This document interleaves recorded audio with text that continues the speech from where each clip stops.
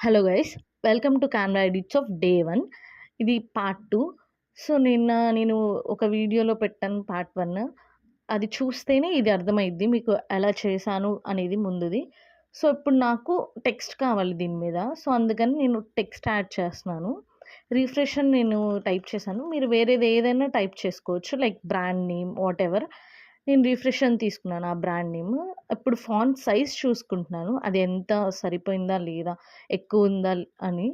ఇప్పుడు అది నాకు బ్లాక్‌లో వద్దు. సో అందుకని నేను వైట్‌కి చేంజ్ చేశాను అనమాట.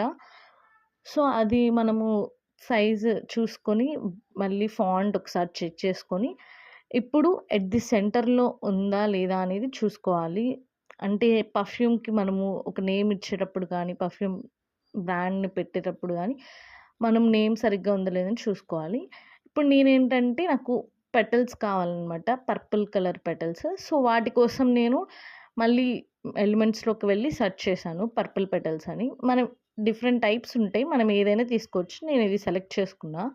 దీన్ని డూప్లికేట్ చేశాను ఇప్పుడు. బికాజ్ నాకు 2 ఫ్లవర్స్ సెపరేట్‌గా కావాలి.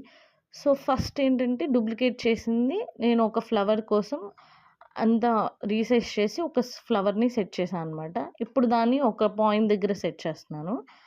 నెక్స్ట్ ఇంకోటేంటంటే నెక్స్ట్ ఇంకో ఫ్లవర్ కోసం మళ్ళీ డూప్లికేట్ చేశాను. దాన్ని మళ్ళీ రీసైజ్ చేసి సేమ్ మనకి ఇందాక ఎలా ఉందో దానికి సేమ్ అంతే అనమాట.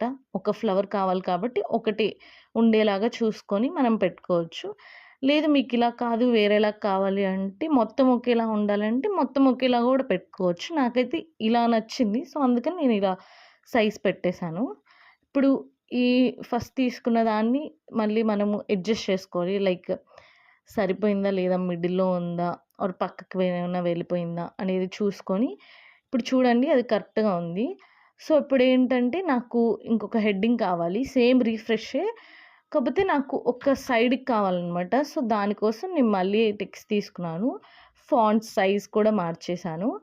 సేమ్ ఫాంట్ అనేది ఒక పోస్ట్ చేసేటప్పుడు ఫాంట్ ఫస్ట్ నుంచి ఏది తీసుకున్నామో లాస్ట్ వరకు అదే తీసుకోవాలి. సో ఫాంట్ సైజ్ చెక్ చేసుకున్నాను.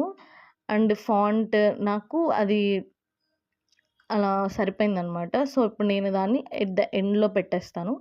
ఇప్పుడు నాకు ఆ రిఫ్రెష్ కింద ఒక లైన్ కావాలి. సో ఆ లైన్ కోసం నేను టూల్స్‌లోకి వెళ్ళి స్ట్రెయిట్ లైన్ అని ఉంటది, అది తీసుకున్నాను.